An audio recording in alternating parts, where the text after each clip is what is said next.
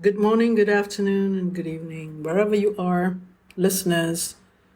On Talk Architecture Podcast, I'm your host, Naziaty Mohd Yaacob. And I'd like to give my postscript or thoughts after interviewing Associate Professor Architect Cheah Kok Ming of the National University of Singapore.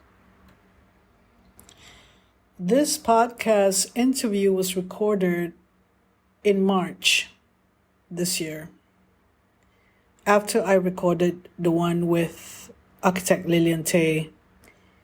However, it was delayed in publishing it because of my involvement in the clubhouse room School of Architecture, where we discuss every week on two topics: broad-based education versus specialized education, and the culture of critique.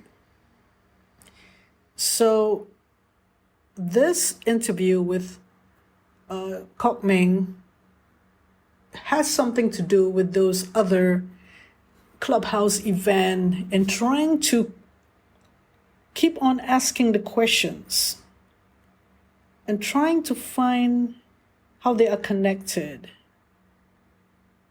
It is not trying to find answers, because we all know that it's just an expansion of knowledge. We would understand the subject better if we discuss more and more openly. There is sometimes a cause for debate, in particularly the last clubhouse event on the culture of critique. And that is to be continued later, possibly to be published, to be first discussed and then recorded and published in May or June, because there is no guarantee when I'm going to get the right synergy or the right formula for the discussion or debate with regard to the culture of critique. If I cannot, as an academic, when I was academic formerly at the University of Malaya, if I cannot critique the architecture course curriculum, in particular the design studios curriculum, within internally in the School of Architecture that I serve in, I should be allowed to critique outside of the school, because it seems that me critiquing the curriculum in an internal meeting would disrupt the meeting's agenda, and or that there is a tendency one would just follow others because one is so tired to discuss fundamental issues. I have found it very disappointing that often the facilitator of those workshops of architecture curriculum, in particular the design studios curriculum, would ask me if I have an opinion, but then after that they would ignore it. I mean, it's just an opinion, and then they would just listen, and then they say no, and then they'll go with their own agenda. So that's why lecturers like myself, they may be in the minority, or maybe I feel that that very small minority of us would want to be helping the school to get a better curriculum. I mean, when you talk about National University of Singapore, curriculum that is competing globally, as evidence of number 7 position in QS World Ranking in 2023. I mean, they're in the position with MITs, the UCLs, the Cambridge and a lot of TU Delft and Zurich and all these top schools. Yes, I mean, we don't even have to go there yet. But we are not even making, shall I say, opening up the space for discussion internally. So if I have this problem of discussing it internally, and I could imagine if there's somebody like me in schools of architecture, I'm just giving it an assumption that in schools of architecture, even if you listen to Cheah Kok Ming, he has been around giving crits, well, in particular to University Malaya, and also been external examiner to Taylor's University and maybe others, and he understands the discussion where that is currently happening in universities in Malaysia, where the default mechanism is to refer to the Malaysian Board of Architects Manual of Accreditation guideline. So the debate would just fall like that, okay, you can't talk about this because we need to do this because it's in the guideline. Of course it's in the guideline, but when are we going to discuss bigger issues? Things like asking the question of what is this curriculum for? Is this curriculum doing justice to the students' career development later when they graduate? Because that's what NUS is doing with their curriculum. So in the light of the critique, the culture of critique that me or anyone, me, the previous me in the other life, as an academic, couldn't put in our words in edgeways, or is not even considered, there's no safe space actually for talking about it. Well, anyway, I'll reserve that comment, but the point I'm trying to make it, there need to be another avenue to discuss it. So in a way, that's what this podcast is doing. And also the conversations we had in the clubhouse. And there were several conversations that we had over the years, in particular when we are all in a lockdown situation due to COVID-19, and we tend to go to the audio platforms such as Clubhouse and Zoom, online meetings and forums and webinars. Now we're back to being at site or in venues which are face-to-face. Well and good. Actually, any Malaysian university could facilitate this discussion and debate on the culture of critique, could facilitate with the Malaysian Board of Architects, notably the Council of Architecture Education Malaysia, responsible for the Manual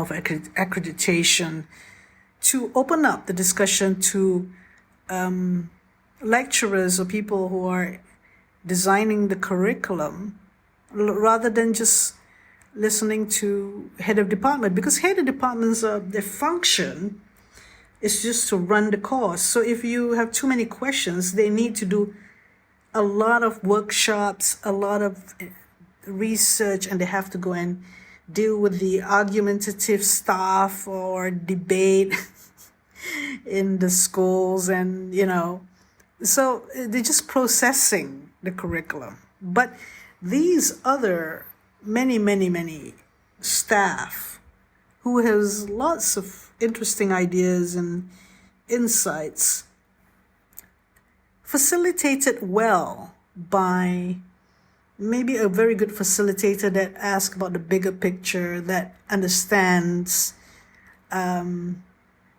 that you need to have a curriculum that is more, shall we say, well, not curriculum, but the debate with the Board of Architects.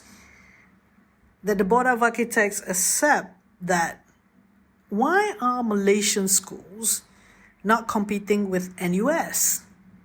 So the reason for this interview is to actually dig deep. I didn't know that Cheah Kok Ming would say those things that he said. I knew that he was appreciative of the studio that I run with Kevin Matlow, and so I could see that that he would be able to have a conversation with me, because there's something that we share in common in terms of the learning of in the design studios. But I didn't know that he would give a very important sort of disclosure on what is happening at the NUS and what is the formula. If you listen to the entire interview that I had with him, and you understand the context of it all, especially if you're a Malaysian educator, a lecturer in School of Architecture in Malaysia, you would realize the underlying concepts in architecture education, the difference between what you practice and what National University of Singapore does. Now, of course, there will be a lot of questions like, they pay more, or I don't know what else, but I'm sure you'll ask a lot of these other questions. And they have all the support and so on. And you could debate that you say, oh no, the other departments are the one that is making NUS high up on the list, not necessarily architecture. So whatever. But one thing is that purposely, National University of Singapore knew that they could get Malaysian graduates to come and work and deal with the technical competence, the technical staff, or the parts to do with more of technology in the architecture companies in Singapore. Is that a reflection of how Singapore sees themselves with the rest of the world? That they have to start looking at the curriculum of other universities that is high up in the ranking list as well. I have visited NUS. It was a very interesting visit. And I found that the way they spoke of their curriculum being quite similar to what we do in University Malaya when I visited them in 2015. I think so, at that time. I have visited TU Delft, which is top 10. And I have known about the other schools of architecture. And we know that they are not perfect. But the individuals in that school were given a sense of freedom to do what's necessary to get the school up to scratch. And therein lies the importance of the head of department. One of my ex-colleague, who is no more in the Faculty of Built Environment, she's somewhere else, told me about how important the head of department is to the department in the faculty. So, hence, my statement just now that the head of department can put a stranglehold or could open up much more better understanding of how we can manage ourselves and not be dictated by by stifling, one-sided view of how we should do things. So, yes, that individual in all the schools of architecture in Malaysia has a lot on their shoulders. And I should give a little reprieve, a little leeway by the Malaysian Board of Architects, Council of Architecture Education Malaysia, to make the manual accreditation much more clear and intent on its purpose. And one of the clear intent and purpose is to make Malaysian graduates able to compete globally and Malaysian schools of architecture able to be in the top 10 or top 20, try for top 30. I mean, sometimes we get to top 30. Maybe UTM can get to top 30. But the point I'm trying to make is we all have to be together in it, give each other a chance. So CAEM, which is the Malaysian Board of Architects Council, that did the manual accreditation, has a responsibility to the nation, because the Prime Minister don't know how to do this. Okay? The others in the Board of Architects don't know how to do this. Pertubuhan Architecture Malaysia don't know how to do this. They don't even know how to begin the debate. They can't even see the problem. I mean, they're nice people, but, friendly people, and I respect them, doing a lot of other stuff, but they can't create that space for this argument and this debate. That's why we have this podcast. That's why we have this clubhouse event. Now, the reason I'm doing this is because my life was dedicated to teaching and helping out students of architecture. I mean, I want to put a conclusion to all of this. That's why I'm still doing this, even after retirement. So bear in mind that this is an important point, important work that we're doing to get younger lecturers, young architects, at least, to understand what's happening to the schools of architecture and the role of the Board of Architects and how Malaysian graduates will always be more of in a specialized education in Malaysia, tend towards vocational training and technical competencies and pragmatism, rather than having the option to compete globally or to have a life skill that could provide for a better alternative career path, or to be much more strategic in thinking, or to be that to able to there is some things that Kok Ming mentioned, speculation of the future, and able to collaborate and be in a team, to stand up, to debate with agencies, able to manage oneself in terms of knowing what to do and not just getting instruction from your tutor in your unit and complying to whatever he or she is saying.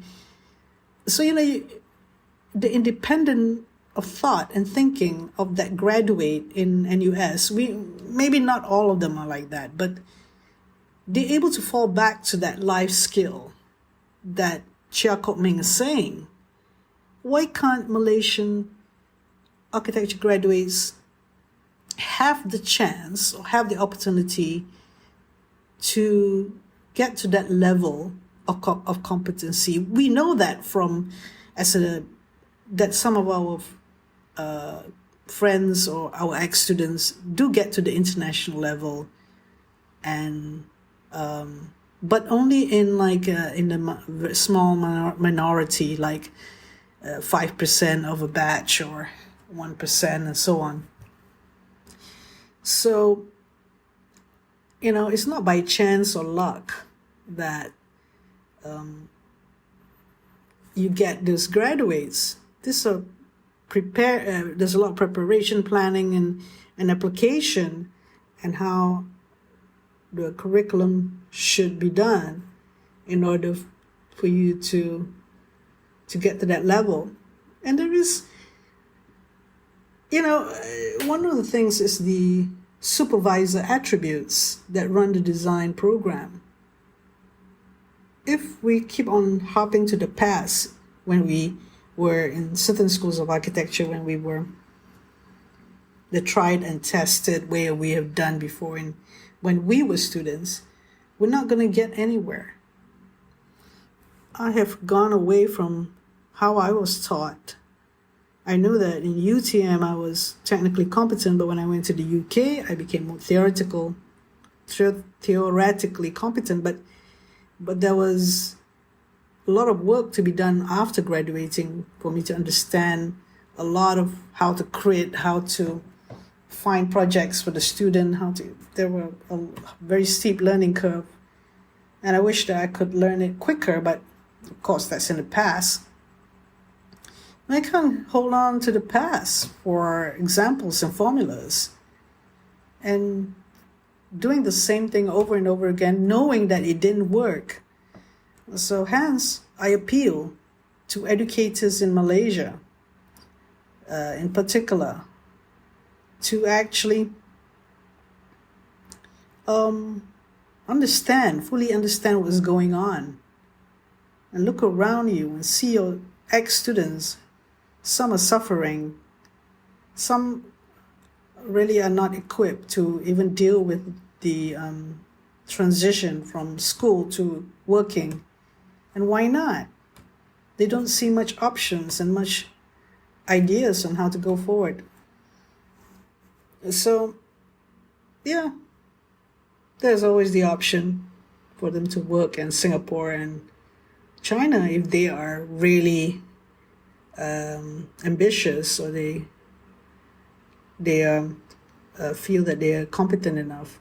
But there are many who just not really confident of that. And why not? So that's just that level. No need to talk about Europe or America or something like that. We have our ex-students working in United States and Europe and stuff. But the percentages are low. So anyway, thank you for listening in. Hope you have a good day.